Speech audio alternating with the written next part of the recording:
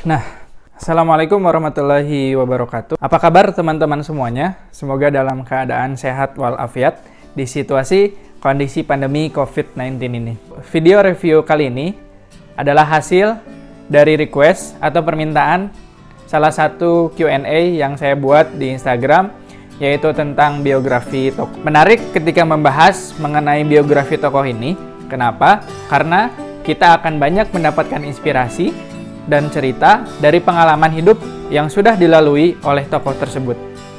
Bukan hanya melihat ketika sudah suksesnya aja, tetapi juga melihat bagaimana cara tokoh tersebut melalui dan juga menghadapi setiap permasalahan yang sudah dilewati olehnya.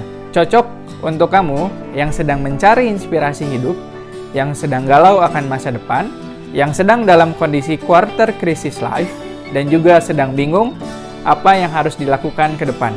Apakah teman-teman penonton setia Mata Najwa di Trans 7? Atau sering nonton berita di CNN Indonesia? Atau kalian pernah main di Trans Studio? Ataukah iseng jalan-jalan di Transmart? Semuanya itu adalah usaha yang dimiliki oleh Chairul Tanjung. Kali ini saya akan membahas atau mereview buku Chairul Tanjung Si Anak Singkong. Buku ini memiliki halaman 384, tetapi sangat ringan untuk kita baca, tidak terlalu berat, dan juga banyak gambar berwarna yang bisa menginspirasi kita sehingga tidak bosan untuk membacanya hingga tuntas. Nah, kenapa buku ini judulnya Chairul Tanjung Si Anak Singkong? Apakah Chairul Tanjung suka makan singkong? Atau berjualan singkong? Ataupun ayahnya pedagang singkong? Ternyata tidak, teman-teman semua. Itu sebutan bagi masyarakat yang sangat miskin dan juga tinggal di daerah kumuh kota Jakarta. Setelah membaca buku ini, saya menyadari beliau bukanlah anak pejabat, apalagi anak konglomerat yang tinggal melanjutkan bisnis orang tuanya. Beliau hanya anak orang biasa seperti kita-kita ini. Chairul Tanjung lahir sebagai anak kedua dari 6 orang bersaudara. Nama ayahnya Abdul Gofar Tanjung, berdarah Batak, dan ibunya Halimah, keturunan tanah Sunda. Pada Orde Baru, usaha percetakan ayahnya dibredel oleh Soeharto karena berbeda paham dengan pemerintah. Hal ini berdampak pada perekonomian keluarga, sumber penghasilan keluarganya pun ditutup. Ayahnya pun bangkrut. Kemudian, yang dilakukan ayahnya adalah menjual semua aset termasuk rumahnya. Kemudian mereka sekeluarga menyewa satu kamar di sebuah losmen. Beberapa bulan kemudian, keluarganya tidak kuat lagi dengan beban sewa kamarnya. Lalu keluarga Chairul Tanjung pindah ke kawasan kumuh di Jakarta, di Gang Abu, Batu Tulis, Kecamatan Gambir. Di tengah keterbatasan ekonomi keluarga Chairul Tanjung yang terpuruk, orang tua Chairul Tanjung tetap mengedepankan pendidikan bagi anaknya. Chairul Tanjung disekolahkan mulai dari SD hingga kuliah. Sejak SD, Chairul Tanjung udah aktif berjualan es mambo, membantu perekonomian keluarganya. Sejak di bangku SMP, Chairul Tanjung mulai aktif berorganisasi dari kegiatan pramuka, olahraga, teater, bahkan punya grup ngamen yang diberi nama Proletar. Ini luar biasa, teman-teman semua. Ada hal menarik ketika Chairul Tanjung dipercayai sebagai koordinator transportasi dalam acara studi tour. Setelah semua urusan transportasi dibereskan olehnya, Chairul Tanjung melepas keberangkatan rombongan kawan-kawannya dengan perih hati. Karena upah mengelola transportasi bus olehnya hanya dibayar 5.000, sedangkan biaya studi tour yaitu 15.000.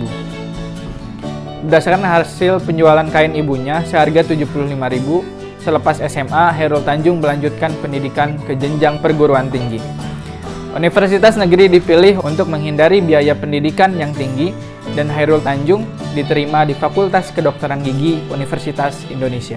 Untuk menyiasati biaya pendidikan di Fakultas Kedokteran Gigi, Chairul Tanjung melakukan berbagai usaha dan tidak mau bergantung kepada orang tuanya. Dari bisnis fotokopi, merambah ke bisnis jual beli peralatan dokter gigi, jual beli mobil bekas, hingga mendirikan perusahaan Para Group pada tahun 1987. Dan ketika sudah sukses, Chairul Tanjung memberikan penghargaan Dan ucapan terima kasih kepada para gurunya. Alumni SMA Budi Utomo yang dulu pernah menjadi guru semasa SMA. Bahkan ada cerita menarik ketika satu guru yang dengan susah payah dibujuk untuk menghadiri undangan Chairul Tanjung hingga dijemput ke Medan agar mau datang ke acara undangannya.